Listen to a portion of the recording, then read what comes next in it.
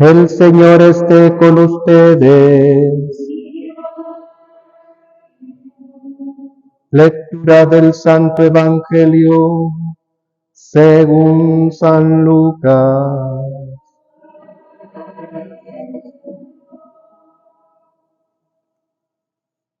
Por aquellos días, Jesús se retiró al monte a orar y se pasó la noche en oración con Dios. Cuando se hizo de día, llamó a sus discípulos, eligió a 12 de entre ellos y les dio el nombre de apóstoles. Eran Simón, a quien llamó Pedro, y su hermano Andrés, Santiago y Juan, Felipe y Bartolomé, Mateo y Tomás, Santiago el hijo de Alfeo, y Simón, llamado el fanático, Judas, el hijo de Santiago, y Judas Iscariote, que fue el traidor. Al bajar del monte con sus discípulos y sus apóstoles, se detuvo en un llano. Allí se encontraron mucha gente que había venido tanto de Judea y Jerusalén, como de la costa de Tiro y de Sidón. Habían venido a oírlo y a que los curara de sus enfermedades. Y los que eran atormentados por espíritus inmundos quedaban curados. Toda la gente procuraba tocarlo, porque salía de él una fuerza que sanaba a todos. Palabra del Señor. Gloria a ti, Señor Jesús. Gloria, Señor Jesús.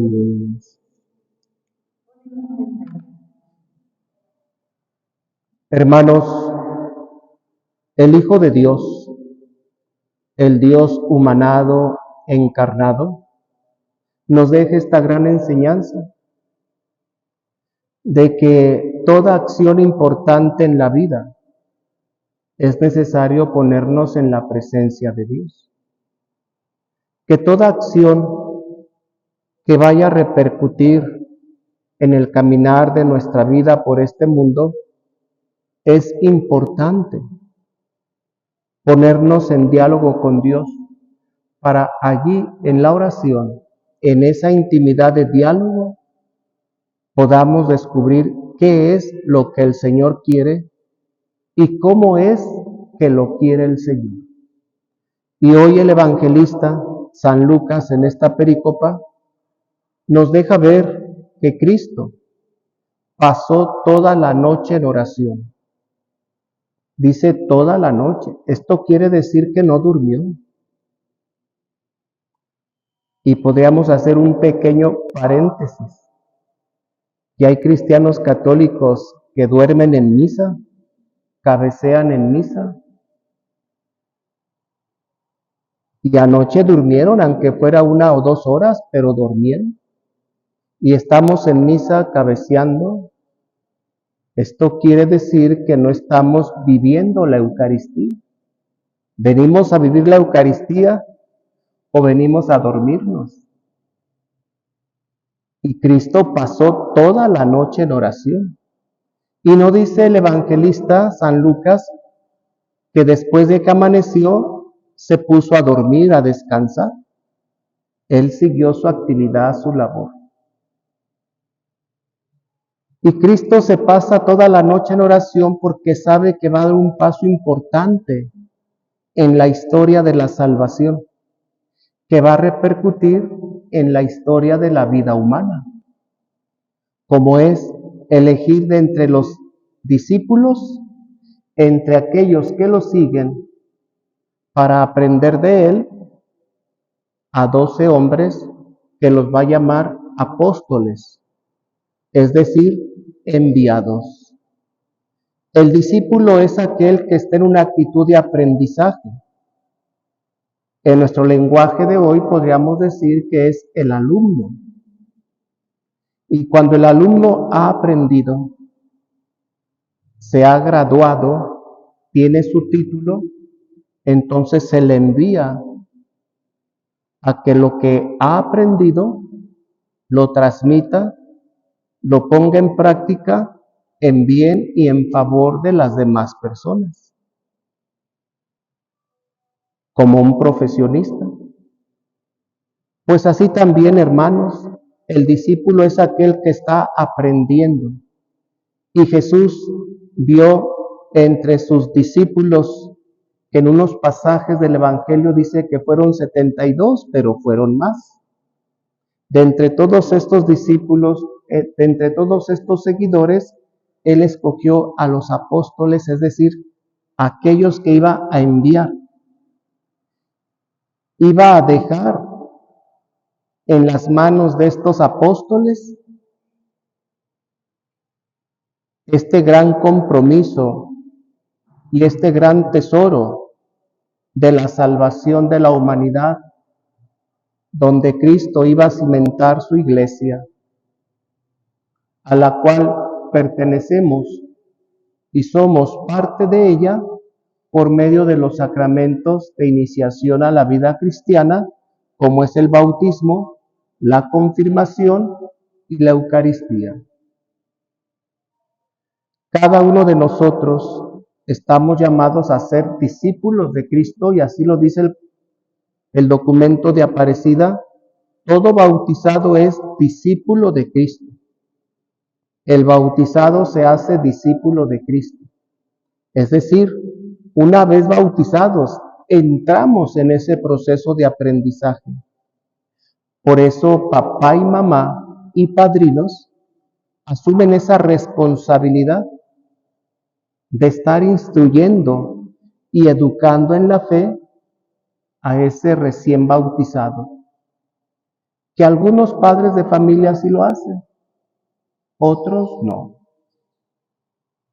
Otros recargan esa educación religiosa en el equipo de catecismo, en el equipo de catequistas de su parroquia, y se excluyen de ese compromiso en el cual papá y mamá adquirió al acercar a aquel hijo, aquella hija, al sacramento del bautismo. Una vez que vamos creciendo, papá y mamá tienen la responsabilidad y el deber de seguir educando a sus hijos. Lo malo aquí es que a veces pensamos que la educación religiosa consiste en imposición. ¿Me explico? En decirle a los hijos: vamos a misa, hoy toca ir a misa, hoy es viernes primero, vamos a confesarnos, hay que hacer los viernes primero, vamos a rezar el rosario, vamos a rezar estas oraciones.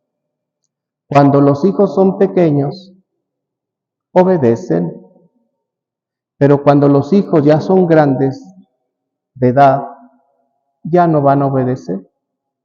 Y no porque no sean fervorosos, simplemente porque quizás nunca entendieron por qué se les imponían estas acciones piadosas, estas acciones litúrgicas. No fueron maestros los padres de familia, mucho menos los padrinos. Y aquel discípulo de Cristo creció sin conocer qué era lo que estaba haciendo. Por eso cuando crece dice: pues ya obedecí muchos años, ya hice lo que mis papás me pedían, ahora voy a hacer lo que yo quiero. Y no porque el hijo o la hija sea rebelde, simplemente porque nunca conoció el sentido de lo que se le estaba pidiendo hacer en su vida de fe. Y dice por ahí un dicho, que nadie ama lo que no conoce. Y si aquel hijo, aquella hija nunca conoció, por una buena enseñanza de papá y mamá, lo que se le estaba pidiendo hacer en su vida religiosa, en su vida de fe, pues cuando crece aquella persona, no le hallaría ningún sentido a los actos piadosos, a los actos litúrgicos, y por eso aquel joven, aquella joven tiende a retirarse. Pero decía, no por mala fe, simplemente porque no conoce, porque nunca se le instruyó y al no conocer lo que hacía, pues le pierde el sentido y antes lo hacía por obediencia, por imposición. Por eso el documento de Aparecida dice que todo bautizado se hace discípulo de Cristo, donde papá y mamá son los principales maestros de instruir al hijo y a la hija para que empiecen ese camino de fe en el conocimiento de su vida, de su compromiso bautismal. Una vez que aquel cristiano aprende, es llamado a ser apóstol. A veces pienso que por eso en nuestra Iglesia Católica hay pocos apóstoles, porque los que deberían de ser discípulos no aprendieron en su edad. Y cuando ya tenemos cierta edad adulta, creemos que todo lo sabemos y somos simplemente espectadores de un acto litúrgico, simplemente venimos a oír y no a participar, y por eso nuestra vida piadosa es a veces indiferente. A veces nuestra estancia en la Eucaristía es a la expectativa. De ahí que por eso tiendo a que no hay tanta importancia ni aprecio en mi vida de fe, en los actos piadosos y litúrgicos, que siempre estoy a la observancia, a ver qué se hace, a qué hora se termina la misa, este padre ya se alargó, ya se me hizo tarde, mejor me siento a mero atrás, para cuando ya sea la hora de irme, me voy, aún a veces sin recibir la bendición. O simplemente llego tarde, porque como no aprecio, no valoro, lo mismo me da llegar temprano que llegar tarde a estos actos litúrgicos, a estos actos piadosos.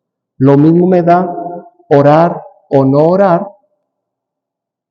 ¿Por qué? Porque no hay un conocimiento pleno en mi vida de fe. Y Cristo, una vez que instruye a sus discípulos, escoge de entre ellos aquellos que Él cree que ya están preparados para enviarlos, y a esto los llama apóstoles. Preguntémonos con esta pequeña reflexión. Una vez que yo he sido discípulo de Cristo por el bautismo, a esta edad, ¿me considero ser apóstol? ¿Enviado ya para transmitir y compartir lo que de Cristo he aprendido? Cuando simplemente me he limitado a mi pura catequesis infantil y de ahí jamás me preocupé en seguirme instruyendo, ¿seré capaz de ser apóstol de Cristo? Y ya por el segundo punto, aprendamos también de Jesús, que en nuestra vida diaria y cotidiana es necesario ponernos en oración para que todo lo que vayamos a hacer durante el día lo hagamos en el nombre de Dios y lo hagamos siempre en la voluntad de nuestro Señor y no en nuestra propia voluntad, para que así entonces nuestra vida de cada día vaya caminando en solo hacer lo que Dios quiere y no lo que nosotros queremos, porque quizás nuestro querer puede equivocarse. En cambio, la voluntad de Dios es perfecta. Que así sea.